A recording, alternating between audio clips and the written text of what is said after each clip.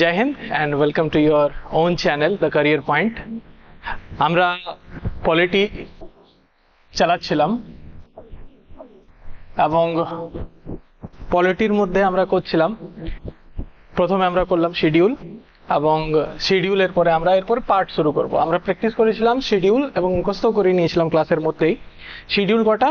12টা schedule আমরা মুখস্থ করে ফেলেছিলাম এবং ডিটেলসেও গেছিলাম।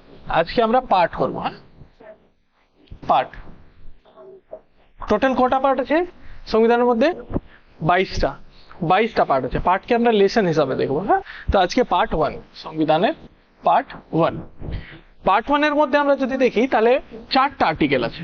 Article 1, article 2, article 3 and article 4। Tension নেব না, একদম সহজে পড়বো এবং বুঝে বুঝে পড়বো, একটু ডিটেলসেও যাব এবং মুখস্থ করে ফেলবো। এখানে কোনো টেনশন নেওয়ার কোনো প্রয়োজন নেই। তো আমরা স্টার্ট করবো আর্টিকেল 1। আর্টিকেল 1 সংবিধানের যেটা বলছে, India that is Bharat,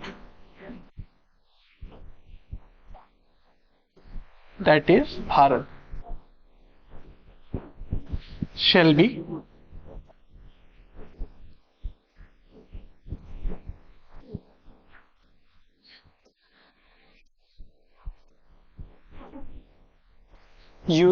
union of states. এটা নাই, union of states. India that is Bharat shall be union of states. প্রথম সংবিধানের প্রথম যে আর্টিকেল, সেই আর্টিকেলে এটা লেখা আছে। এরপরে আর্টিকেলে যে ইউনিয়ন অফ স্টেটস, আমরা ইউনিয়ন আগেই বুঝে গেছি। ইউনিয়ন কি? ইউনিয়ন যখন করেছিলাম, ইউনিয়ন, ফেডারেশন, কো-ফেডারেশন একটা করেছিলাম। ইউনিয়নের মধ্যে কি আছে না, স্টেট ইউনিয়ন থাকে, সেগুলো নিজের ইচ্ছাকৃতভাবে স্টেট ডিভাইড করে দেয় এবং স্টেটের কোনো স্বাধীনতা থাকে না যে স্টেট যখন চাইবে সেখান থেকে সে আলাদা করে নিতে পারবে নিজেকে, এরকম কিছু নেই। যতক্ষণ না ইউনিয়ন চাইছে ততক্ষণ কিচ্ছু হবে না। মানে যখন চাইবে ইউনিয়ন নিজের সাথে মিলিয়ে নিতে পারবে, তবে সেটারও কিছু প্রসিজার রয়েছে। ফেডারেশন আমরা দেখেছিলাম, ফেডারেশনের মধ্যে কি ছিল না, অনেকগুলো স্টেট একটা গ্রুপ তৈরি করছে এবং একটা দেশ রূপে কাজ করছে এবং একটা এগ্রিমেন্ট সাইন করছে, যখন চাইবে তারা আলাদা হয়ে যেতে পারবে। স্টেট, ফেডারেশন আর কো-ফেডারেশন দেখেছিলাম। ইউনিয়নের এক্সাম্পল হচ্ছে ইন্ডিয়া, ভালো এক্সাম্পল। আর ফেডারেশনের মধ্যে আমরা যদি দেখি তাহলে আমাদের ইউএসএ কে এক্সাম্পল হিসেবে নিতে পারি।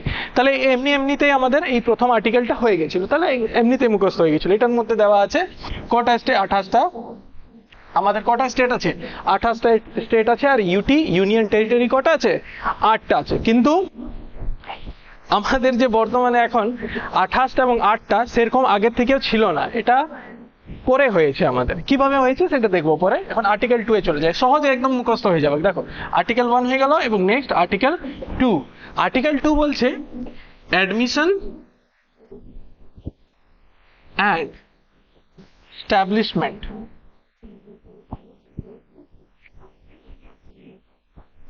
Of new state. মানে নতুন স্টেট গড়ার কথা বলছে। মানে আগে তো ভারতটা যখন স্বাধীন হয় তখন আমাদের মধ্যে অনেক ভাগে বিভক্ত ছিল। সেটার মধ্যে আমরা যদি দেখি তাহলে 552টা প্রিন্সলি স্টেট আমরা ধরি। প্রিন্সলি স্টেটস মানে যেগুলো রাজাদের অধিকারে রাখা হয়েছিল। তো এরকম ছিল যখন স্বাধীন হয়, আবার কিছু ব্রিটিশেরও আন্ডারে ছিল।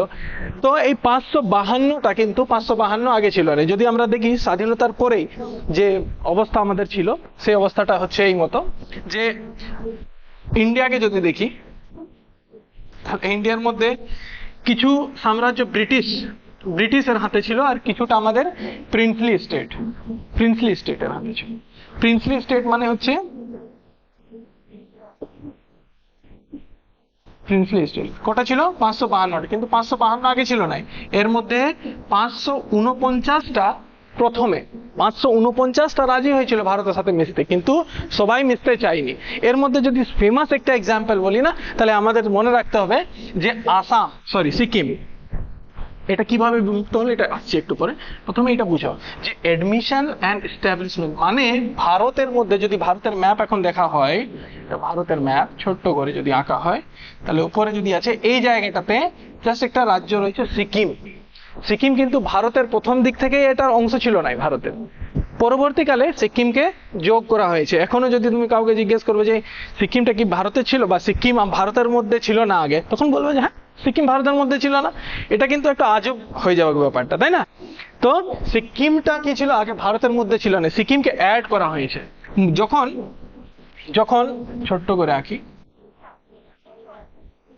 মোটামুটি ভারতের যে উপরের অংশটা চায়নার কবজায় পড়েছিল, মোটামুটি ধরে রাখো 1959 এর নাগাদ চায়না কি করতে শুরু করলো, পুরো যে ভারতের উপরের জায়গাটায় এই তিব্বত এলাকা এইসব জায়গাগুলো কবজা করতে শুরু করেছে, ঠিক 1959 এর সময়। সেই সময় উপরটাতে ছিল সিকিম নামে একটা রাজ্য। সিকিম দেখছে যে সবাইকে লুট করছে, আর চায়না কি করছে জানে, প্রথমে মনে করো এখানে এটা সিকিম, সিকিমের একজন আছে বা চায়নার মধ্যে কেউ একজন আছে, এটা চায়না, এর পরিবারের মোটামুটি 3 জন আছে। তো চায়না একবার নিল একটা ফ্যামিলিকে, 3 জন ফ্যামিলি, একজন ফ্যামিলিকে এইদিকে পাঠিয়ে দিল অন্য দেশ, একজন ফ্যামিলির লোক এইদিকে, একজনকে বললো এখানে। একাই কি করবে, মানে মানুষের যে একতা সেটাকে ভাঙছিল চীন। তো সিকিম দেখছে যদি আমি এরকম হয়, আমি এইখানেই থাকে যাই নিজের রাজ্যে, আমি কোথাও গিয়ে যদি না মিশি, ভারত আগে কিন্তু প্রপোজাল দিয়ে দিয়েছিল যে আমার সাথে মিশে যাও, সেফ থাকবে। সিকিম দেখছে যে না, যদি আমি মিশে যাই তাহলে সমস্যা আছে, না মিশলেও সমস্যা আছে। তাহলে সিকিম বলছে যে তাহলে এক কাজ করা যাক, আমি কিছুদিন থাকবো আপনাদের সাথে। কার সাথে? ভারতের সাথে। তো সিকিম প্রথমেই মিশে যায়নি, সিকিম কিছু সময় ভারতের সাথে ছিল। কে? সিকিম, ঠিক কিছু সময় ভারতের সাথে ছিল। এটাকে অ্যাসোসিয়েট স্টেট রূপে দেখা হয়, অ্যাসোসিয়েট স্টেট। অ্যাসোসিয়েট স্টেট মানে সিকিম বলছিল যে আমি কিছুদিন ভারতের সাথে থাকবো, আপনাদের ব্যবহার দেখবো, আপনাদের সবকিছু ব্যবস্থা দেখবো, তারপরে আমি গিয়ে নিয়ে ফাইনাল এখানে মিশবো। এটাকে যে অ্যাসোসিয়েট স্টেট রূপে রাখা হয়েছিল, মানে পুরোপুরি তখন ভারতের রাজ্য হিসেবে সিকিম আসে নাই, এটাকে রাখা হয়েছিল 1974 জাস্ট 35th অ্যামেন্ডমেন্ট, 35তম সংবিধান সংশোধন। 35তম সংবিধান সংশোধন দ্বারা ভারত এখানে এসেছিল, সিকিম এখানে এসেছিল। কত সালে বলো, সাথে সাথে চলো, 1974। কত অ্যামেন্ডমেন্ট? 35th amendment. কি হলো, অ্যাসোসিয়েট স্টেট রূপে ভারতের সাথে মিশে নিয়ে সিকিম এলো। এরপরে সিকিম মোটামুটি 1 বছর থাকলো এখানে, 1 বছর কিছু সময় থাকলো। থাকার পর দেখছে যে বাহ, ভারত তো খুব সুন্দর, যেখানে মর্জি সেখানে ঘুরতে চলে যাও, এদিকে জঙ্গল, এদিকে পাহাড়, এদিকে মরুভূমি, এদিকে সমুদ্র, খুব মজা। তো তাহলে এখানের সাথে মিশে গেলে এখানে কোনো সমস্যা হবে না। কি করলো, শেষ পর্যন্ত এখানে মিশে গেছে সিকিম, ফুল ফ্লেজেড স্টেট রূপে সিকিমের ভারতের সাথে মিশেছে। সেটা হচ্ছে 1975 36 অ্যামেন্ডমেন্ট। অ্যামেন্ডমেন্ট মানে কি, দেখো তুমি দেশের মধ্যে এমনিতেই যদি পাওয়ার থাকে, মনে করো তুমি প্রধানমন্ত্রী বা রাষ্ট্রপতিও হয়ে গেলে কেন, তোমার হাতে সবকিছু এরকম থাকবে না, খোলামেলা পাওয়ার দিয়ে দেবে, যা ইচ্ছা তুমি করছো, এরকম নাই। সেটার মধ্যে সংবিধান যে আমাদের রুল বুক আছে, সেই রুল বুকের মধ্যে পরিবর্তন আনতে হবে আমাদেরকে, তাই না? তো এই পরিবর্তন আনাকে বা সেটাকে চেঞ্জ করা হচ্ছে অ্যামেন্ডমেন্ট বলা হয়। এটাকে অ্যামেন্ডমেন্ট মানে হচ্ছে পরিবর্তন বা সংশোধন করা, ঠিক আছে? এই অ্যামেন্ডমেন্ট গুলো কিন্তু রাতারাতি করা যায় না, এটা পার্লামেন্টের সাহায্য নিতে হয়, পার্লামেন্ট দ্বারা এটা করানো হয়। তাহলে ফুল ফ্লেজেড স্টেট হিসাবে 1975 এর 36 অ্যামেন্ডমেন্ট রূপে সিকিম আমাদের ভারতের সাথে জড়িত হয়। নর্মাল যদি পরীক্ষা দেখি, তাহলে নর্মাল পরীক্ষার মধ্যে 1974 35th অ্যামেন্ডমেন্ট এটা জিজ্ঞেস করেনি। হ্যাঁ, যদি তুমি একটু উপরে যাবে ইউপিএসসি বা তুমি যদি দেখবে WBCS দেবে, তখন তুমি এই কোশ্চেনটা পেতে পারো। কিন্তু তুমি নর্মাল যখন পরীক্ষা দেবে, এই কোশ্চেনটা এসে যায় যে সিকিম ভারতের সাথে কখন অন্তর্নিহিত হলো, তাহলে 1975 36 অ্যামেন্ডমেন্ট দ্বারা। তাহলে আমরা এটার দ্বারা কি দেখছি না, ভারতের সাথে যে কোনো রাজ্য অ্যাডমিশন এন্ড এস্টাবলিশমেন্ট করা যেতে পারে। আগে তো ছিল না ডাইরেক্ট, যে বলে নাই যে তুমি কিছুদিন থাকিনি, দেখো ডাইরেক্ট মিলানোর কথা বলা আছে। ডাইরেক্ট মিলানোর কথা বলা আছে, কিছুদিন অ্যাসোসিয়েট স্টেট রূপে থাকার কোনো কথা বলা হয়নি। তার জন্য এই সংবিধান সংশোধনটা করা হয়েছিল যে কিছুদিন এরকম থাকলো, তারপরে সে অ্যামেন্ডমেন্টটা করা হলো এবং তাকে ফুল ফ্লেজেড স্টেট রূপে গণ্য করা হলো। ক্লিয়ার? এখন সিকিমের সাথে আমাদের খুব ভালো সম্পর্ক, কোনো সমস্যা নেই। আমরা সিকিম যাই ঘুরতে, গ্যাংটক যাই ঘুরতে, সিকিমের খুব একটা ফেমাস প্লেস। তাছাড়া কাঞ্চনজঙ্ঘা যে দেখি পর্বত, কাঞ্চনজঙ্ঘা সিকিমেই রয়েছে। তাহলে এখান থেকে আমরা কি দেখলাম যে সেকেন্ড আর্টিকেল কি বলছে, admission and establishment of new state. বলো আমার সাথে সাথে, admission and establishment of new state. নতুন রাজ্য ভারতের মধ্যে আসবে, নতুন রাজ্যের গঠন, নতুন রাজ্যকে মিলানো যাবে ভারতের মধ্যে। ওকে, ঠিক আছে। এই নতুন রাজ্য মিলানো নিয়ে পরবর্তীকালে অনেক সমস্যা হয়, সেটাও আসবো। এরপরে যদি আছে সেটা হচ্ছে এরপরে চেঞ্জ। এরপরে কি আছে এখানে ভারতের মধ্যে, এইটা কিন্তু আর্টিকেল 3 যেটা আছে না, আর্টিকেল 3 বলে যে তুমি ভারতের মধ্যে, কিন্তু এটা হ্যাঁ ভারতের ভেতরের, ভারতের ভেতরে তুমি চেঞ্জ করতে পারো, তুমি সীমানা চেঞ্জ করতে পারো, তুমি নাম চেঞ্জ করতে পারো, তুমি খণ্ড খণ্ড রূপে তুমি রাজ্যগুলোকে ভাগ করতে পারো। দেখো লিখছো, দেখে দেখে চলবে, পাশাপাশি স্ক্রিনশট নিয়ে নেবে, ক্যাপচার করে নেবে, সেটা চলবে। হ্যাঁ, একেবারে এখন লেখার দরকার নেই, বাস ফোকাসটা এখানে রাখো যেন এখনই মুখস্থ হয়ে যায়। তাহলে চেঞ্জ, থার্ড আর্টিকেল বলে যে ভারতের মধ্যে চেঞ্জ, কেমন চেঞ্জ? সীমানার চেঞ্জ হতে পারে, সেটা সীমানা, এরিয়ার চেঞ্জ হতে পারে, ইনক্রিজ হতে পারে এরিয়া, ডিক্রিজও হতে পারে এরিয়া। চেঞ্জ কিসে? নেম চেঞ্জ হতে পারে, নাম চেঞ্জ। এই যে আমরা দেখবো যে অনেকগুলো জায়গার নাম চেঞ্জ হচ্ছে, অনেকগুলো স্টেটের এরিয়া চেঞ্জ হচ্ছে। কখনো ভারত, বিহার এবং ঝাড়খণ্ড একসাথে ছিল, আবার ঝাড়খণ্ড আলাদা হয়ে গেল। তো এই যে চেঞ্জগুলো, এই চেঞ্জগুলো কোন আর্টিকেল দ্বারা হয়? আর্টিকেল 3 দ্বারা। ঠিক, এটার মধ্যে সব থেকে বড় চেঞ্জ দেখি যদি আমরা পেপসু রাজ্য, পেপসু রাজ্য দেখি। পেপসুর ফুল ফর্ম হচ্ছে Punjab and east Patiala state union. Punjab and east Patiala state union. বলো সাথে সাথে, Punjab and east Patiala state union, Punjab and east Patiala state union. এই পেপসু রাজ্য কি হয়েছিল না, এই যে পাঞ্জাবের এরিয়াটা যদি আমরা দেখি, পুরোপুরি রাজ্যটা, এই যে পাঞ্জাব, পাঞ্জাব, হরিয়ানা, কিছুটা জায়গা হিমাচল প্রদেশ, এই জায়গাটা কি ছিল আগে? পেপসু রাজ্য নাম জানা। তো পেপসু মানে পেপসি, যে পেপসি খাই সেই পেপসি নয়, কিন্তু এটা পেপসু, এটা ফুল ফর্ম ছিল Punjab and east Patiala state union. এই পেপসুটা ভেঙে নিয়ে কি হয়েছে জানো? পেপসুটা ভেঙে নিয়ে প্রথম তো পাহাড় অঞ্চল ছিল সেটা হিমাচল প্রদেশ, হিমাচল প্রদেশ দেওয়া হলো। যেটা পাহাড় ছিল সে বললো যে সেটার নাম ছিল হিমাচল প্রদেশ দিল। হিমাচল প্রদেশ, সিমলা মানালি ফেমাস পর্যটক স্থান। তারপরে সেখানে ছিল হরিয়ানা, হরিয়ানা, হরিয়ানা যে ভাষার যে এরিয়াটাতে হিন্দি বলা হতো সেটা হরিয়ানা বলা হতো, তাই হিন্দি, এই জায়গাটা হিন্দি হিসাবে ভাগ করে দেওয়া হয়। যে জায়গাটি পাঞ্জাবি বলা হতো সে জায়গাটাকে পাঞ্জাব বলা হচ্ছে, তাহলে এখানে ভাষা পাঞ্জাবি।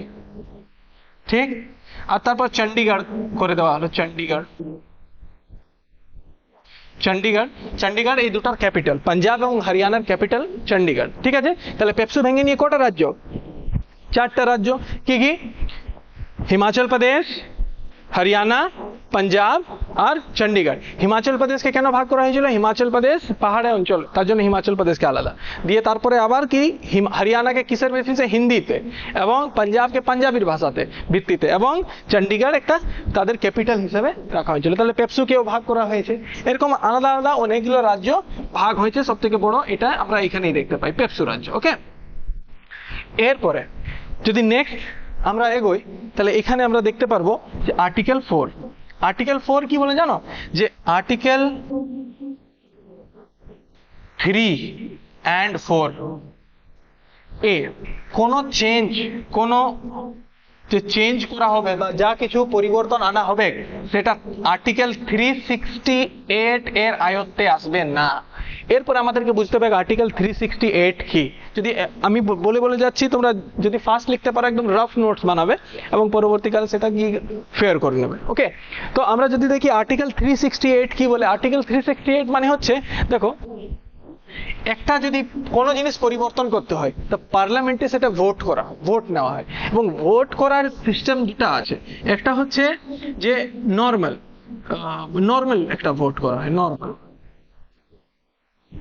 নর্মাল মেজরিটি, একটা স্পেশাল মেজরিটি রয়েছে। মানে কি? এটাকে নর্মাল বা সিম্পল মেজরিটিও বলা হয়। ওকে, সিম্পল মেজরিটি মানে কি? মনে করো 100 জন আছে আমাদের পার্লামেন্টের মধ্যে। পার্লামেন্টের 100 জনের মধ্যে যদি 50% মানে 50টা 50% প্লাস যদি ভোট পড়ে গেল, এটাকে সিম্পল মেজরিটি বলা হয় বা নর্মাল মেজরিটি বলা হয়। ঠিক আছে, আমি চাইছি যে ভারতের মধ্যে পাকিস্তানকে মিলিয়ে নেওয়া হয়। ঠিক আছে, এটার জন্য অ্যামেন্ডমেন্ট করার দরকার নেই। মনে করো আমি কোনো অন্য কিছু চাইছি, আমার মনে হচ্ছে যে এখন কোন জিনিসের নাম পরিবর্তন হবে, কোন স্টেটের মনে করো নাম পরিবর্তন করবো, তাহলে সেই স্টেটের নাম পরিবর্তন করতে গেলে সেটার জন্য কি দরকার? নর্মাল মেজরিটি দরকার। মানে আমি সবার ভোট নেব, কিন্তু 100 জন আছে, 100 জনের মধ্যে 50 প্লাস 1 জন হলেই হয়ে যাবে। তাহলে 50% প্লাস 1 এর 50% এর বেশি যখন ভোট হয়ে গেল, সেটা সিম্পল মেজরিটি। স্পেশাল মেজরিটি মানে কি? স্পেশাল মেজরিটি মানে যতজন আছে তার 2/3 অংশ। মনে করো যে আমাদের পার্লামেন্টের মধ্যে 100 জন আছে, তাহলে 100 এর 2/3 কত হচ্ছে দেখো তো? 100 এর 2/3 সমান 200/3 মানে সামথিং 66% সামথিং। ওকে, তাহলে 66%। এখানে কত পার্সেন্ট দরকার ছিল? 50% প্লাস 1, এখানে 66% আছে, তাহলে এটা স্পেশাল মেজরিটি। ঠিক আছে, তাহলে যে বলা হচ্ছে যে ভারতের মধ্যে যদি কোনো চেঞ্জ করা হয় মানে ভারতের মধ্যে কোনো রাষ্ট্রকে, কোনো রাজ্যকে যদি অন্তর্নিহিত করা হয় ভারতের, তাহলে সেটার জন্য প্লাস ভারতের যদি নাম কোনো পরিবর্তন করা হয়, এরিয়া চেঞ্জ করা হয়, যে পরবর্তীকালে বেঙ্গল আলাদা হলো, বিহার আলাদা হলো, ঝাড়খণ্ড আলাদা হলো, তেলেঙ্গানা আলাদা হলো, এই যে আলাদা হচ্ছে, এইটার জন্য আমাদের এই 68 আর্টিকেল 68 এর আয়ত্তে পড়বে না। এটা সিম্পল মেজরিটি হলেই হবে। আর্টিকেল 68 কোনটার মেজরিটির সাথে? স্পেশাল মেজরিটির সাথে যায়। আর্টিকেল 68 এ বলা হয় কিসের ব্যাপারে লেওয়া আছে? স্পেশাল মেজরিটি সম্পর্কে। কিন্তু এখানে বলা হয় এখানে কিছু করার দরকার নেই, রাষ্ট্রপতি আসবে, এমনকি রাষ্ট্রপতিও সেটার উপরে হস্তক্ষেপ করতে পারবে না, যে না করা হবে না, এরকম করা হবে না। এমন দরকার পড়লে রাষ্ট্রপতিকেও ইমপিচমেন্ট করা যাবে, মানে রাষ্ট্রপতিকেও সরানো যেতে পারে। ওকে, তাহলে কি দেখলাম? প্রথম আর্টিকেল বলছে যে ভারত, দেখো অনেক ক্ষেত্রে এখন সেটা দ্বন্দ্বের মধ্যে ছিল যে ইন্ডিয়া এবং ভারত, আমাদের কনস্টিটিউশনে দুটাই নাম রয়েছে, ইন্ডিয়া নামও রয়েছে এবং ভারত নামও রয়েছে কনস্টিটিউশনের প্রথম যে আর্টিকেল, সেই আর্টিকেলের মধ্যে। তাহলে India that is Bharat shall be union of states first. দ্বিতীয়টাই কি আছে? কোন বাইরের দেশকে ভারতের মধ্যে অন্তর্নিহিত করা।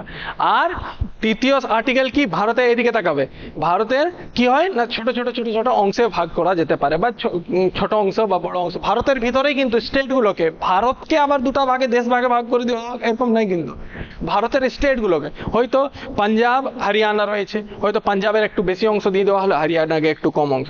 বা যেমন আমাদের এই বারবার বলছি যে আমাদের তেলেঙ্গানার যে ভাগ করা হয়েছিল, অন্ধ্রপ্রদেশকে ভাগ করে দেওয়া হলো, এরকম যে ভাগ করা, এটাকে আমরা কি বলবো? এটাকে আমরা যে সেটা দুটো আর্টিকেলের মধ্যে, সেটা 3 নম্বর আর্টিকেলের মধ্যে আছে যে ভারতের ভিতরের অংশ ভাগ করা আর বাইরের অংশ মিলানো, এটা কি বলা হয়? আর্টিকেল কত নম্বরে আছে? 2। আর ভিতরের অংশকে ছোট ছোট অংশে ভাগ করে নিয়ে কোনো স্টেটে যদি সীমানা পরিবর্তন করা হচ্ছে, কোনো রাজ্যের নাম পরিবর্তন করা হচ্ছে, এগুলো কিসের? আর্টিকেল 3 এর মধ্যে আছে।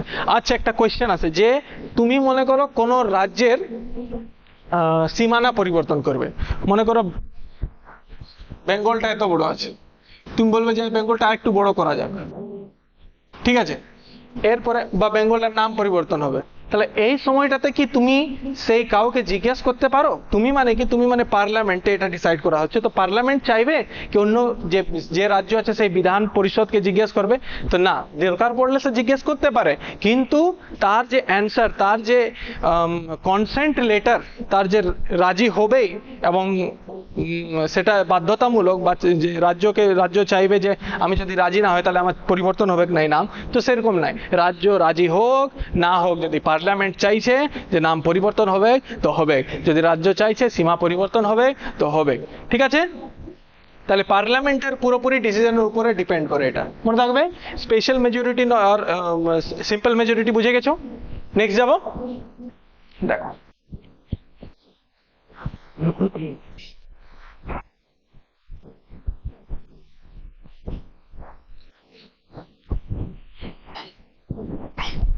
ভারতের মধ্যে যদি আমরা দেখি, ইন্ডিয়া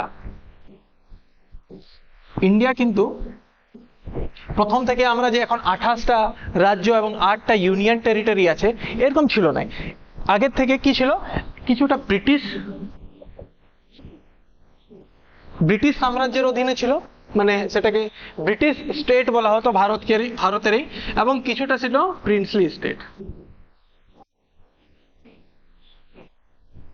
ওকে, যদি আমরা দেখা হয় তো 549টা স্টেট, প্রিন্সলি স্টেট মানে যেখানে রাজারা এখনো শাসন করছে, কটাই 1947 থেকে 1950-এর মাঝের এই অবস্থা। এই সময় বুঝতেই পারা যাচ্ছিল না যে কার শাসন হচ্ছে, ভারত স্বাধীন হলো কি না হলো, ইংরেজি শাসন হচ্ছে নাকি না কোনো রাজা শাসন করছে নাকি, কোনো বোঝাই যাচ্ছিল না এই সময়টাতে। তাহলে কিছুটা ব্রিটিশ নিজের কাছে রাখিছিল মোটামুটি 10টার কাছাকাছি, 9টা, এবং প্রিন্সলি স্টেট ছিল 549টা। 52টা পরে হলো, 549টা খুব সহজে মেনে গেছে। যদি ভারতকে দেখি,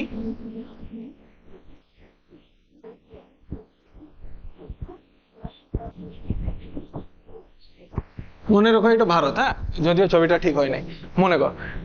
তো ভারতের মধ্যে বেশিরভাগ জায়গাগুলো ভারতের অধীনে, ভারতে থাকবে বলে নিয়ে ডিসাইড করে নিয়েছিল, ঠিক আছে ভারতে থাকবো। কিন্তু কিছু কিছু রাজ্য ছিল যে তারা বলছিল না আমরা ভারতে থাকবো না। এরকম আমরা যদি দেখি তো আমরা 3টা রাজ্য দেখতে পাই, 3টা দেশ সেই সময় ছিল যারা চাইছিল না যে ভারতের সাথে মিশবো বলে নিয়ে, এদের নিয়ে একটু ঝামেলা হয়েছিল। সেই সময় আমি বলেছিলাম যে ভারতে রাজ্যগুলোকে একত্রিত করার জন্য সর্দার বল্লভভাই পটেল, যেটাকে ভারতের লৌহ মানব বলা হয়, এবং ভিপি মেনন, দুজন মিলে নিয়ে খুব পরিশ্রম করেছিলেন। আগে একদম ছোট ছোট ছোট ছোট ছোট ছোট বুন্দার মতো ছিল, তারপর সবকে মিলে নিয়ে লাড্ডু করে দিলেন, কে, এই দুজন মিলে নিয়ে। তবে আরেকটা জিনিস মনে রাখো যে এই যে প্রিন্সলি স্টেট 549টা আছে, এদের মধ্যে এদেরকেও স্বাধীনতা দিয়ে দেওয়া হয়েছিল। যে প্রথমে তো ভারত আর পাকিস্তান 1947-এ ভাগ হয়ে গেল, কিন্তু ভারতের মধ্যে যে স্টেট গুলো ছিল তাদেরকেও স্বাধীনতা দেওয়া হলো। আপনাদের ইচ্ছা আপনার ভারতে মিলে যান, আপনাদের ইচ্ছা আপনার পাকিস্তানে মিলে যান, আপনাদের ইচ্ছা আপনার স্বতন্ত্র থাকুন, ঠিক আছে। তার জন্যই তো এখানে অনেকগুলো ঝামেলাটা পাকি ছিল। সেগুলোর মধ্যে যদি আমরা দেখি তাহলে এইখানে একটা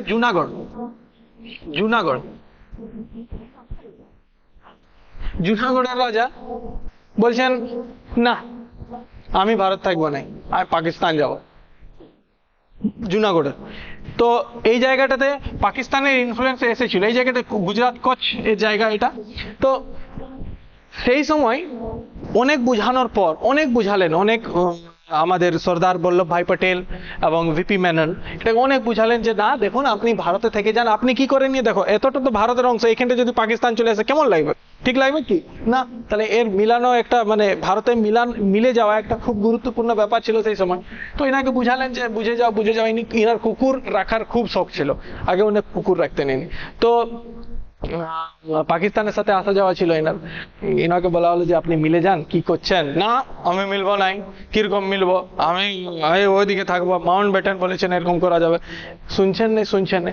তখন সেই জায়গাটি কি করা হলো, রেফারেন্ডাম করা হলো। রেফারেন্ডাম মানে হচ্ছে ভোটিং সিস্টেম, যে সেই জায়গায় থাকা হচ্ছে, তো সেই জায়গার লোকগুলোর কাছে জিজ্ঞেস করে নেওয়া হোক যে আপনারা কোন দিকে থাকতে চাইছেন, পাকিস্তানে থাকতে চাইছেন না ইন্ডিয়া থাকতে চাইছেন। এটা তো সব থেকে সহজ উপায়, তাই না। তো রেফারেন্ডাম যখন করানো হলো তখন বের হলো যে ম্যাক্সিমাম জন ভারতে থাকতে চাইছে। দেখানো হলো রাজাকে, দেখুন আপনি কি বলছেন পাকিস্তানে মিলে যাবো, এখানকার জনগণ তো ইন্ডিয়ার সাথে থাকতে চাইছে, আপনাকে যেতে দেওয়া হবে না। ইনি কি করলেন, ভয়ে পালিয়ে গেলেন পাকিস্তান। হ্যাঁ, তাহলে যখনই ভয়ে পালিয়ে গেলেন তখন এটা আমাদের মধ্যে চলে এলো জুনাগড়। ঠিক আবার এখানে যদি দেখি তো সিন্ধিয়া, মহারাষ্ট্রের মধ্যে সিন্ধিয়া যে মারাঠারা ছিল, সিন্ধিয়া, এনারাও চাইছিল যে না আমরা নিজে স্বতন্ত্র থাকবো, আমরা আলাদা, আমাদের ধনসম্পদ সব লুটে হয়ে যাবে।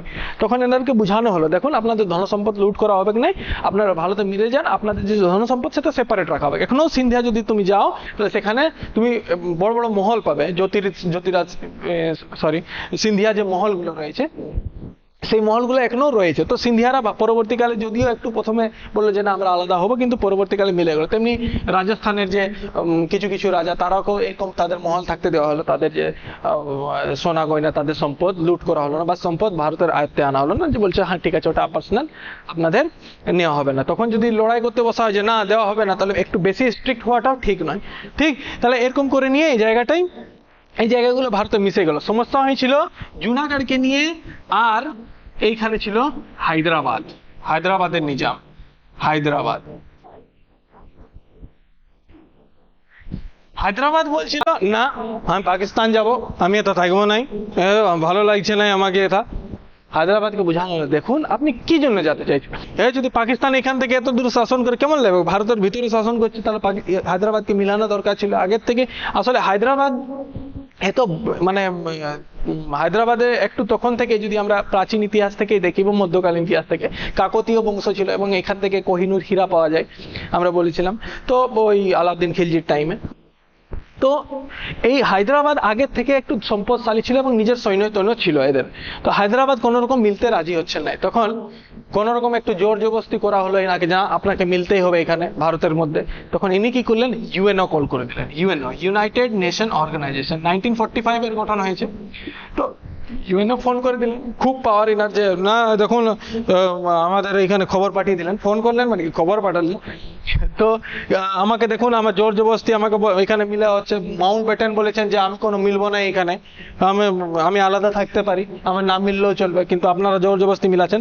ইউএনও কল করে দিয়ে ইউএনও থেকে ডাইরেক্ট লেটার চলে এলো প্রধানমন্ত্রীর কাছে, দেখুন আপনারা মিলাতে চাইছেন, এরকম করবেন নাই। কোন সৈনিক অ্যাক্টিভিটি যেন উনার ওইখানে উনার আশপাশে যেন না হয়, একদম স্ট্রিক্টলি ইউএনও বলে দিয়েছে। ইউএনও জানো, ইউএনও সব দেশগুলোর একটা পাওয়ারফুল দেশগুলো এখানে তাদের কি করে একসাথে একটা গ্রুপ বানিয়েছে, যদি অন্য কোনো দেশ নিয়মের বিরুদ্ধে যায় তাহলে সব দেশ মিলে তার প্রতি স্যাংশন লাগাবে, তার প্রতি কিছু কড়া পদক্ষেপ উঠাবে। তো হায়দ্রাবাদের 1945-এ যে ইউএনও গঠন হয়েছিল, সেই ইউএনওর জন্য হায়দ্রাবাদে আর ডাইরেক্টলি ইনভলভ করা যাচ্ছিল না। তখন বলছে ঠিক আছে সৈন্য আনা যাবে না। তখন কি করলেন, সর্দার বল্লভভাই পটেল তিনি বললেন ঠিক আছে সৈন্য নিয়ে যাবে না। তিনি কি করলেন, পুলিশের ড্রেসে সৈন্যগুলোকে পাঠিয়ে দিলেন, যাও, আর সব গিয়ে নিয়ে এখানে কবজা করলো হায়দ্রাবাদকে। অপারেশন পোলো নামে পরিচিত এটা, অপারেশন পোলো। অনেকবার কোয়েশ্চেন আসে, অপারেশন পোলো 1948-এ এটা করা হয়েছিল, 1948 অপারেশন পোলো। তাহলে হায়দ্রাবাদের মধ্যে অপারেশন পোলো হলো। কোয়েশ্চেন জিজ্ঞেস করে, রেফারেন্ডামের মাধ্যমে কোন রাজ্যকে অন্তর্ভুক্ত করা হয়েছিল বলো, জুনাগড়। আর অপারেশন পোলো কোথায় হয়েছিল, হায়দ্রাবাদ। কত সালে, 1948 সালে। অপারেশন পোলোর মাধ্যমে এখানে কি হলো না, পুলিশের ড্রেস পরায় নিয়ে সবকে বললো চলো আক্রমণ।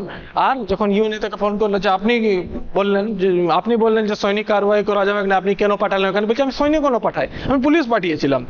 তো এরকম করে নিয়ে মানে একটু চালাকি করে নিয়ে এখানে অ্যাটাক করে নিয়ে হায়দ্রাবাদকে আমাদের আয়ত্তে আনা হয়েছিল ভারতে। বাঁচলো কাশ্মীর। কাশ্মীরের মধ্যে আরেকটা পাগল রাজা ছিল, কাশ্মীর, তার নাম হচ্ছে হরি সিং। সেনাপতির নাম হচ্ছে শেখ আবদুল্লাহ। হরি সিং বলছে না আমি ভারতে মিলবো নাই, আমি পাকিস্তানে মিলবো, আমি কোন রকম ভারতে কিরকম আপনারা মিলাতে পারবেন। মাউন্ট ব্যাটেন বলেছে আপনাকে, এদের সবসময় এটাই কোন রকম মিলতে চাইছে নাই, ঠিক আছে। এরপরে কি হলো না, যখন মিলছে নাই বারবার একে বোঝানো হলো, বারবার বোঝানো হলো, কোন রকম মিলতে রাজি নয়। এই মধ্যে কি হলো না, এই দিক থেকে পাকিস্তানের দিক থেকে অনেকগুলো আতঙ্কবাদী, অনেকগুলো টেররিস্ট পাঠানো হলো কোথায়, কাশ্মীরের মধ্যে, এবং তারা কাশ্মীরকে আস্তে আস্তে কবজা করতে শুরু করলো। আর মানে এত অবস্থা খারাপ ছিল কাশ্মীরের মধ্যে, সেখানে কোনো মহিলাকে ঠিকভাবে রাখা মানে সেফ থাকতো না, সেখানে কোনো যুবক বা কোনো যুবতীও সেখানে সেফ ছিল না, যাকে তাকে যেখানে নৃশংসভাবে হত্যা করা হতো, মহিলাদের উপরে হাত তোলা হতো, তাহলে নানানভাবে অত্যাচার করা হতো। তো এত খারাপ অবস্থা হয়ে গেছিল কাশ্মীরে পাকিস্তান দ্বারা পাঠানো টেররিস্টের জন্য। হরি সিং দেখছেন যদি আমি না মিলি তাহলে শেষ পর্যন্ত আমাকেও শেষ করে দেবে, কেনাকে বোঝানো হয়েছিল যদি আপনি দেখেন আপনারও ফ্যামিলি সেফ থাকবে না, তাড়াতাড়ি মিলে যান। তো হরি সিং বলছে ঠিক আছে আমি মিলে যাব, কিন্তু আমার কিছু শর্ত আছে। কি শর্ত আছে, এই শেখ আবদুল্লাহ যাকে বুঝিয়েছিল, শেখ আবদুল্লাহ কে ছিল, হরি সিং এর সেনাপতি, বলছে যে কিছু শর্ত আছে। কি শর্ত আছে, যে আমার কাশ্মীরের মধ্যে আলাদা করে নিয়ে সংবিধান থাকবে। তিনি এই যে কথাগুলো বলেছেন, এখানে আলাদা করে সংবিধানের কথা বলেছেন, আলাদা করে আলাদা নিয়ম, আলাদা নীতি, আলাদা ফ্যাসিলিটির কথা বলেছেন, সেটা আর্টিকেল 370 মধ্যে আমরা দেখতে পাই। আর্টিকেল 370 কি ছিল না, 2019-এ এই আর্টিকেল 370-এর কিছুটা অংশ তুলে দেওয়া হয়েছে, যে স্পেশাল ফ্যাসিলিটি দেওয়া হতো কাশ্মীরকে, সেই স্পেশাল ফ্যাসিলিটিটা তুলে দেওয়া হয়েছিল কত সালে, 2019 সালে। ঠিক আছে, 370টা তুলে দেওয়া, তিনি এইটা বলেছিলেন যে হ্যাঁ ঠিক আছে, ঠিক আছে, আপনার যা শর্ত আছে মেনে নেওয়া হবে, আপনি মিলে যান। যখনই সবকিছু সাইন করে দেওয়া হলো, তখন আর কি করলো, ইংরেজরাকে, ভারতের মধ্যে সৈন্য তখন সামাল দিচ্ছিল ইংরেজরা, যেহেতু ভারত পুরোপুরিভাবে স্বাধীন হয় নাই, স্বাধীন হয়ে গেছিল, নিজের কনস্টিটিউশন তৈরি হয়নি। তখন ভারতের মধ্যে যে রিসেন্ট আলাদা হয়েছিল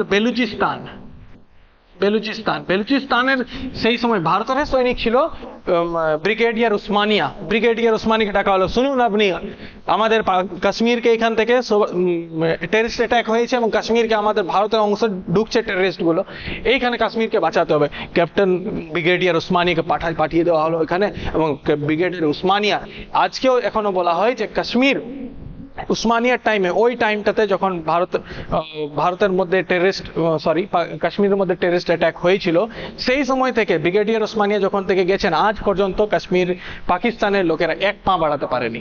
তাহলে এটা ব্রিগেডিয়ার উসমানিয়া সেখানে ছিলেন, নেতৃত্ব দিয়েছিলেন, এবং শেষ পর্যন্ত ব্রিগেডিয়ার উসমানিয়া তোপের গোলা লেগে নিয়ে ব্রিগেডিয়ার উসমানিয়ার মৃত্যু হয়ে যায় এবং তিনি শহীদ হয়ে যান।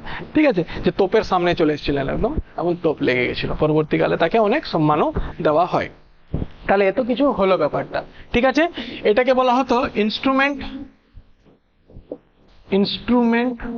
Of accession. Instrument of accession এইটা মানে জাস্ট ভারতে যে মিলিয়েছে তো আলাদা আলাদা দেশগুলোকে, এটা আলাদা আলাদা এগুলো আলাদা আলাদা নাম রেখে দিয়েছে টেনশন দেওয়ার জন্য। তাহলে আলাদা আলাদা নাম, তাহলে প্রশ্ন জিজ্ঞেস করে, রেফারেন্ডাম কোথায় হয়েছিল, জুনাগড়, অপারেশন পোলো হায়দ্রাবাদ, আর ইনস্ট্রুমেন্ট অফ এক্সেশন কোথায় হয়েছিল, কাশ্মীর। ঠিক আছে, বাস এটা আর বেশি কিছু এখান থেকে আসবে না। তাহলে পরবর্তীকালে 3টা স্টেটে মিলে গেল এবং আমরা কত হলাম, 552 হয়ে গেলাম। ঠিক আছে, ক্লিয়ার? লিখে নাও, বুঝতে পেরেছো আশা করি এতটা। নেক্সট,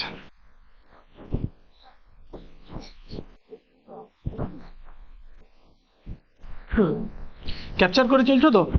এটা যেটা আমাদেরকে মাঝে ভারতের মধ্যে যে এই যে মিল হচ্ছে, ভারতের মধ্যে যে ওই রাজ্য আমাদের, ওই দেশ আমাদের, ও বলছে যে এই সীমাটা আমাদের। এই সময় একটা কেস হয়েছিল, সেটা বেরুবারি ভার্সেস ইউনিয়ন অফ ইন্ডিয়া। মানে কি হয়েছিল কেসটা দেখো পুরোপুরি ভাবে। 1960-এর ব্যাপার এটা, 1960-এর কাছাকাছি না, ভারতের মধ্যে একটা জায়গা আছে জলপাইগুড়ি, এবং জলপাইগুড়ির কাছে জায়গা আছে একটা বেরুবারি। কোথায় আছে, জলপাইগুড়ি। হ্যাঁ, জলপাইগুড়ি। সেখানে যখন ডিভাইড করে দেওয়া হলো পাকিস্তান এবং ভারতের মধ্যে, তাহলে ভারত যে এখানে ছিল, পাকিস্তান এই সাইডটা, এবং এইখানে বাংলাদেশ, যেটাকে ইস্ট পাকিস্তান আগে বলা হতো, এখন বর্তমানে যেটা বাংলাদেশ নামে পরিচিত, তার পাশটাই হচ্ছে ওয়েস্ট বেঙ্গল। হ্যাঁ, এই বাংলাদেশটাকে ইস্ট পাকিস্তান বলা হতো। তো এই বাংলাদেশের সাথে কিছু একটা বর্ডার লাগছে এখানে জলপাইগুড়ির। ঠিক, তাহলে এটাও আগে পাকিস্তান ছিল, তো বাংলাদেশ হওয়ার আগে এটা পাকিস্তান ছিল। 1971-এ এটা আলাদা হয়ে যায়, বাংলাদেশ এবং পাকিস্তান আলাদা হয়ে যায়। কিন্তু এটাও আগে পাকিস্তান, এটাও আগে পাকিস্তান ছিল। পাকিস্তানকে দু জায়গায় দেওয়া হয়েছিল, এই সাইডটাও পাকিস্তান, এই সাইডটাও পাকিস্তান। তাহলে আমাদের পশ্চিমবঙ্গের সাথে কিছুটা সীমানা লাগতো, যেটা হচ্ছে বেরুবারি নামে একটা জায়গা ছিল, সেই বেরুবারিকে নিয়ে। তো জায়গাটাতে বলা হচ্ছে যে ও বলছে আমার, ভারত বলছে আমার জায়গা, ও পাকিস্তান বলছে আমার জায়গা, এরকম করে নিয়ে একটা সমস্যা সৃষ্টি হলো। এবং সেখানকার বিধানচন্দ্র রায় সেই সময় চিফ মিনিস্টার ছিলেন ভারতের মধ্যে, এবং ইসের মধ্যে, ওয়েস্ট বেঙ্গলের মধ্যে। একটা হচ্ছিল যে জায়গাটা আমরা নেব, কিছুটা অংশ আমরা নেব। পাকিস্তান বলছিল ঠিক আছে, আমাকে বেরুবারি জায়গাটা দিয়ে দেন, আপনাকে অন্য জায়গায় আমরা একটা জায়গা দিয়ে দেবো।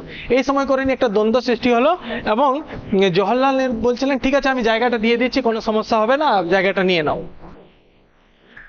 কিন্তু বিধানচন্দ্র রায় এবং অন্যান্য বাঙালি যারা ছিলেন যে আমরা আমাদের জীবন নিয়ে নাও, রক্ত দিয়ে দেবো, কিন্তু আমরা জায়গা দিব না, আমরা ভারতের নিবাসী এবং ভারতেই থাকবো। তাহলে বেরুবাড়ি জায়গাটা যদি তাদের হয়ে যেত তাহলে পাকিস্তানের হয়ে যেত এখন। হ্যাঁ, তাহলে কোনো রকম তারা জায়গা দিতে রাজি ছিল না, যে না আমরা ওইদিকে যেতে দিব নাই, আমরা আমাদের এই অংশটা। এইটার জন্য কি করলেন, রাষ্ট্রপতি হস্তক্ষেপ করলেন এবং রাষ্ট্রপতি সেই পুরো ব্যাপারটাকে সেই সময় সুপ্রিম কোর্টের দিকে পাঠিয়ে দিলেন। এবং সেই ইউনিয়ন অফ ইন্ডিয়া এবং বেরুবাড়ি, এটা সুপ্রিম কোর্টে কেসটা চললো 1960-এর টাইমে। এবং এই কেসের মধ্যে বলে দেওয়া হলো যে না ঠিক আছে,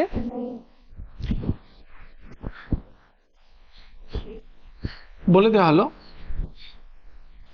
যে ঠিক আছে কোনো সমস্যা নেই, আপনারা জায়গাটা নিতে পারেন, কিন্তু আর্টিকেল 368 কে আপনাকে যেতেই হবে, এড়ানো যাবে না। আর্টিকেল 368 মানে স্পেশাল মেজরিটি, মানে পার্লামেন্টে যাবে ব্যাপারটা, স্পেশাল মেজরিটি।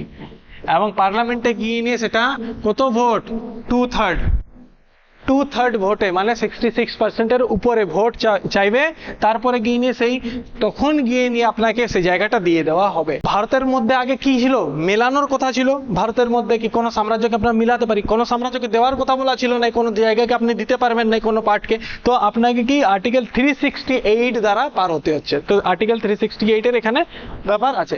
আর্টিকেল 368 এ কি বলা হয়েছে, পার্লামেন্টের ব্যাপারগুলো পার্লামেন্ট বললো ঠিক আছে, যখন আরো দিচ্ছে তো করা যেতে পারে। সেটা সেই সময় কি 9th অ্যামেন্ডমেন্ট করা হয়েছিল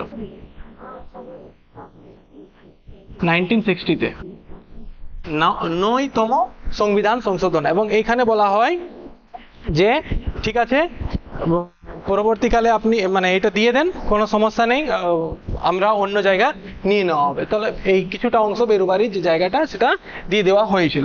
এরপরে পরবর্তীকালে সেটা 100তম অ্যামেন্ডমেন্ট 100th অ্যামেন্ডমেন্ট করা হয় 2015-এর কাছাকাছি। এবং এই সময় তো তারপরে তো এই 1960-এর পরে তো 1971 পাকিস্তানের সাথে পুরা লড়াই হয়ে গেছিল, বাংলাদেশ এবং পাকিস্তানে, এবং বাংলাদেশ আলাদা হয়ে গেল। তখন তো বাংলাদেশ নাম হয়েছিল না। তাহলে 2015 সময়ে কি হলো, আরেকবার অ্যামেন্ডমেন্ট হলো এবং যে অংশটা কিছুটা দিয়ে দেওয়া হয়েছিল সেটা আবার কিছুটা অংশ আমরাও পেলাম। তো এরকম করে ডিভিশন হয়েছিল। তো মনে রাখবো বেরুবাড়ির কেসটা কত, 1960 সালের কেস। সেখানে কি বলা হয়েছিল, একটা জিনিস মনে রাখবে যে আর্টিকেল 368 কে এড়ানো যাবে না। আর্টিকেল 368 অনুযায়ী, স্পেশাল মেজরিটি অনুযায়ী আমরা কি করতে হবে, সেইখানে পার্লামেন্টে নিয়ে যেতে হবে এবং সেটা ডিসকাস করে নেওয়ার পর আমরা কোনো যদি ভারতের অংশ আছে সেই অংশটাকে আমরা অন্য দেশকে দিতে পারি। এতদূর বুঝতে পেরেছ? তাহলে অপারেশন পোলো কোন দেশের সাথে, হায়দ্রাবাদের সাথে অপারেশন পোলো। কাশ্মীরে কি হলো, ইনস্ট্রুমেন্ট অফ এক্সেশন।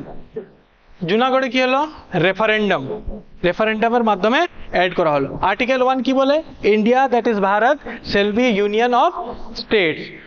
আর কি বলা হলো, আর্টিকেল 2 কি বলা হলো, কোনো দেশকে কোনো রাজ্যকে যদি বাইরের রাজ্যকে ভারতের মধ্যে অন্তর্ভুক্তি করা হয় তাহলে সেটা করা যেতে পারে, সেটার ব্যাপারে বলা আছে। এবং আর্টিকেল 3 কি বলা হলো, কোনো যদি তোমরা কোনো রাজ্যকে ছোট এরিয়া করতে চাও, বড় এরিয়া করতে চাও, কোনো জায়গার নাম চেঞ্জ করতে চাও, তাহলে সেখানে কি আছে, আর্টিকেল 3 এর মধ্যে বলা আছে। এবং আর্টিকেল 4 বলা আছে যে আর্টিকেল 2 এবং 3 আর্টিকেল 368 থেকে বাইরে থাকবে, মানে সেখানে কোনো স্পেশাল মেজরিটির কোনো নেই, সিম্পল মেজরিটির দ্বারা ফটাফট সেটাকে আমরা করে নিতে পারি পার্লামেন্ট দ্বারা। হ্যাঁ, সেটা পুরোপুরি পার্লামেন্টের উপরে পাওয়ার দেওয়া হয়েছে। তাহলে পার্ট 1 এত দূর ছিল।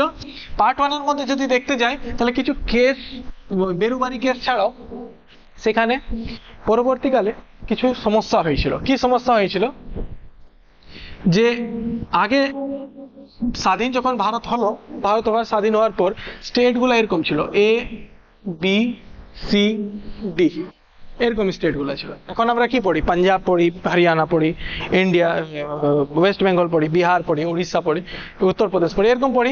তখন স্টেটগুলোর কি নাম ছিল, A স্টেট। তুমি কোন স্টেটে থাকো, A স্টেটে থাকি। তুমি কোন স্টেটে, B স্টেটে। তুমি কোন স্টেটে, C স্টেটে থাকি। তাহলে এরকম স্টেটগুলো আলাদা আলাদা স্টেট ভাগ করে দেওয়া হয়েছিল A B C D রূপে। কিন্তু ABCD যে স্টেটগুলো ভাগ করেছিল সেগুলোর কিছু নাম আছে। সেই প্রথম স্টেটটা ছিল সেটা ব্রিটিশ স্টেট নামে ছিল, ব্রিটিশ স্টেট নামে পরিচিত ছিল। দ্বিতীয় স্টেটটা সেটা হচ্ছে প্রিন্সলি স্টেট।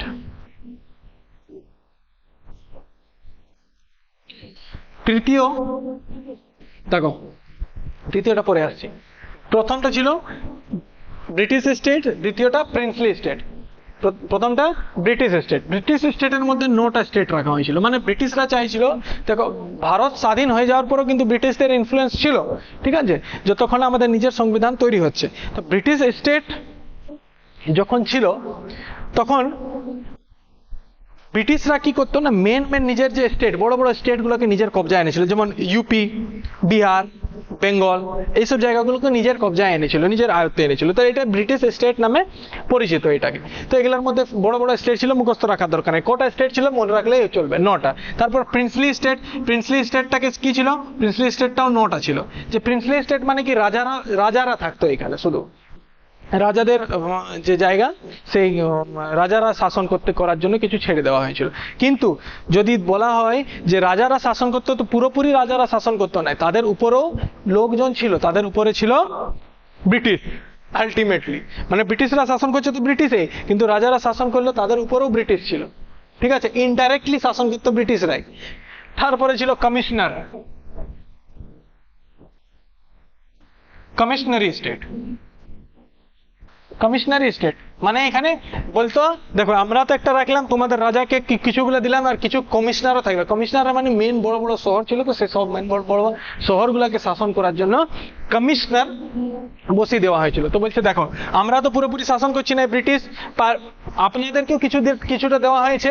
এখানে যে প্রিন্সলি স্টেটগুলো ছিল এরা চামচা ছিল, সবসময় ব্রিটিশদের কি করতো যে আপনারা খুব ভালো, আপনারা যেটা বলছেন সেটাই করবো, সবসময় ব্রিটিশদের কাজেই চলতো, ব্রিটিশদের কথাই শুনতো। তার জন্য আলটিমেটলি প্রিন্সলি স্টেটটাও ব্রিটিশদেরই অন্তর্ভুক্তি ছিল। এবং কমিশনারি স্টেট যেটা ছিল, সেই কমিশনার গুলাও আলটিমেটলি ব্রিটিশেই পাঠাইতো সেই কমিশনার গুলো। তাহলে বড় বড় যে বিগ সিটিগুলো ছিল মোটামুটি 10টা মনে রাখো। মনে করো যদি ওয়েস্ট বেঙ্গলেই থাকে, তাহলে ওয়েস্ট বেঙ্গলের বড় শহর কলকাতা, তাহলে কলকাতার উপরে শাসন করে নিল, এই বড় বড় শহরগুলোকে নিজের আয়ত্তে নিয়ে এলো। এরকম যেমন লখনৌকে নিয়ে আসতে পারে। ঠিক তেমনি আবার তুমি মনে রাখো যে কোনো বড় শহর হয়ে গেল, যেমন মহারাষ্ট্রের মধ্যে মুম্বাই একটা শহর নিয়ে এলো। তো এরকম এই রাজ্য এইগুলোকে আনেছিল না। তো তবে আমি জাস্ট এক্সাম্পলের জন্য বললাম। তো কমিশনারি স্টেটের মধ্যে আমরা কটা ছিল, 10টা ছিল। তাহলে ব্রিটিশ স্টেট, প্রিন্সলি স্টেট এবং কমিশনারি স্টেট। তার পাশাপাশি এখানে ছিল ইউনিয়ন টেরিটরিও ছিল। ইউনিয়ন টেরিটরি একটাই ছিল, আন্দামান এন্ড নিকোবর, ঠিক আছে। তাহলে প্রথমে দেখো কিরকম ডিভিশন ছিল, প্রথমে ব্রিটিশ স্টেট আর 552টা প্রিন্সলি স্টেট। তারপরে সেটা চেঞ্জ হয়নি, কি হলো, ABCD, নতুন রূপ, ABCD রূপে নিয়ে ভাগ করে দেওয়া হলো এটাকে। এবং এরকম শাসন চলতো। মনে করো তোমাকে বলা হতো যে তুমি কোথাকার, বেঙ্গল, তো তোমাকে তখন, এখন তো বেঙ্গল বলছো, তখন তুমি বলবে আমি কোন স্টেটের, আমি A স্টেটের। তুমি কোন স্টেট, আমিও A স্টেটের।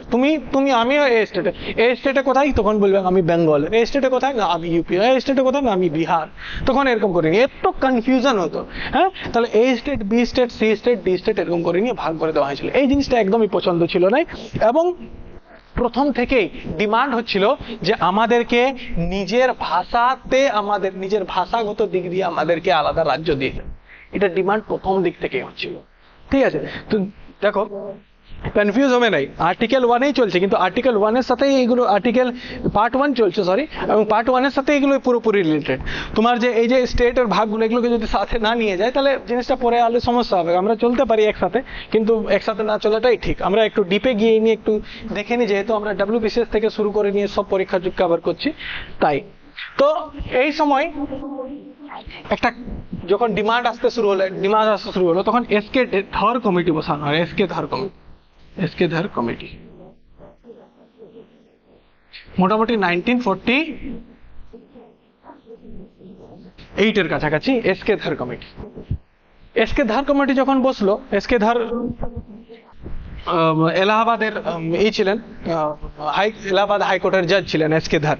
হ্যাঁ, তো ইনাকে নিয়ে একটা কমিটি গঠন করা হলো এবং বলা হলো যে আপনি এটার উপরে দেখুন, বিচার করুন যে আমাদেরকে ল্যাঙ্গুয়েজ মানে ভাষাগত দিক দিয়ে নিয়ে রাজ্যগুলোকে ভাগ করা উচিত কি উচিত নয়, ল্যাঙ্গুয়েজের ভাষাগত দিক দিয়ে। দেখো আমাদের এখন তো 28টা রাজ্য আছে, আগে তো এরকম ছিল। এই 28টা কিভাবে হলো সেই স্টোরিটা আমরা দেখছি। হ্যাঁ, তো এসকে ধর কমিটি যখন বসানো হলো এবং বলা হলো যে আপনি দেখুন, তো এসকে ধর কমিটি পুরোপুরি বললেন যে না, কোন রকম ল্যাঙ্গুয়েজকে বেস করে নিয়ে আমাদের পরিবর্তন, আমাদের যে স্টেটকে ভাগ করা উচিত হবে না একদম। আমাদের অ্যাডমিনিস্ট্রেশন অ্যাডমিনিস্ট্রেশন এবং জিওগ্রাফিক্যাল,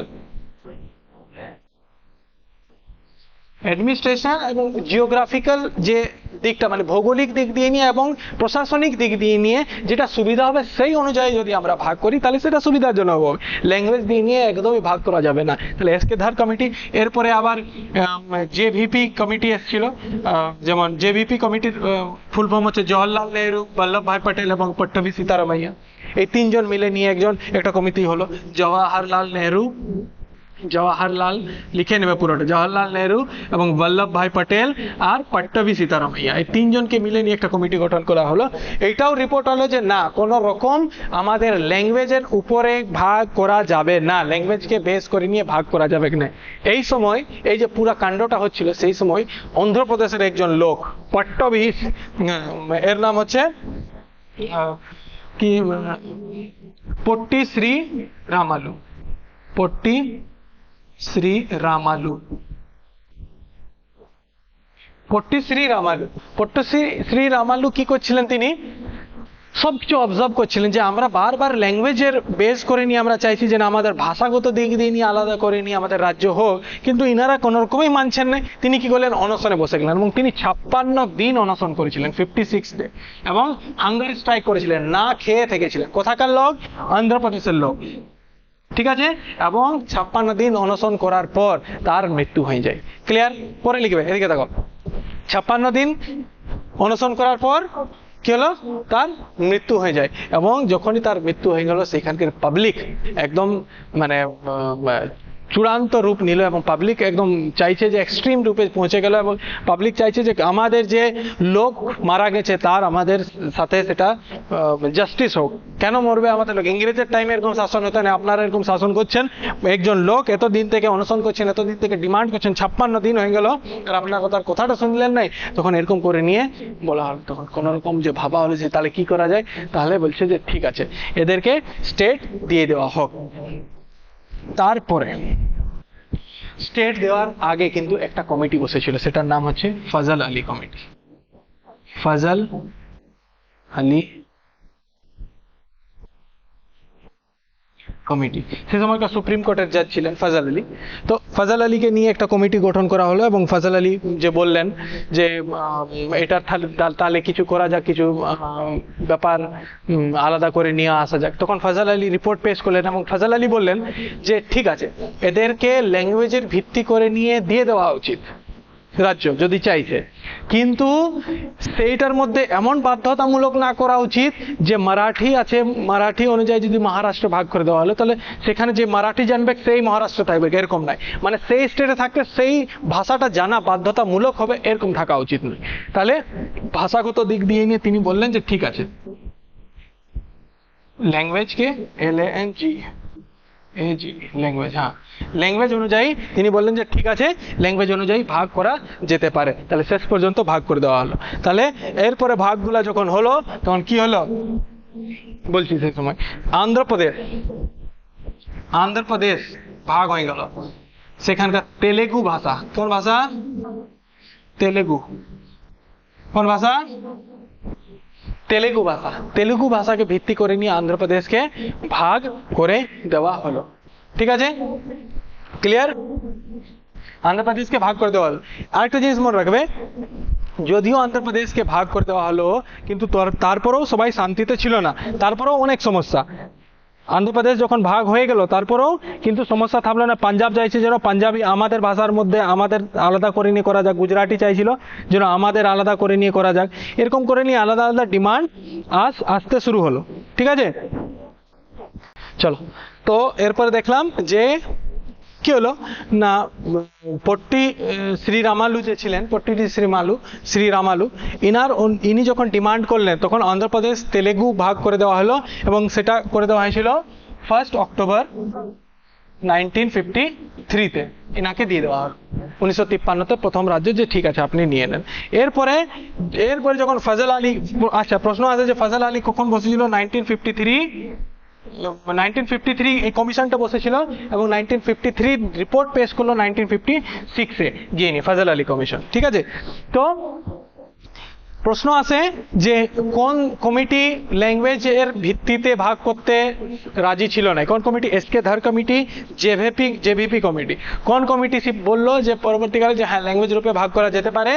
ফজল আলী কমিটি। ফজল আলী কে ছিলেন? সুপ্রিম কোর্টের জাজ ছিলেন, আর 1953-56 এর মধ্যে তিনি রিপোর্ট পেশ করলেন। তাহলে তেলেগু হিসাবে অন্ধ্রপ্রদেশের ভাগ কখন হলো? যখন পট্টি শ্রী রামালু মারা গেলেন, এবং 1 অক্টোবর 1953-তে এটা করে দেওয়া হলো। ওকে, ক্লিয়ার? নেক্সট যাই। এরপরে কিছু অ্যামেন্ডমেন্ট করা হয়েছে, মুছে দিই।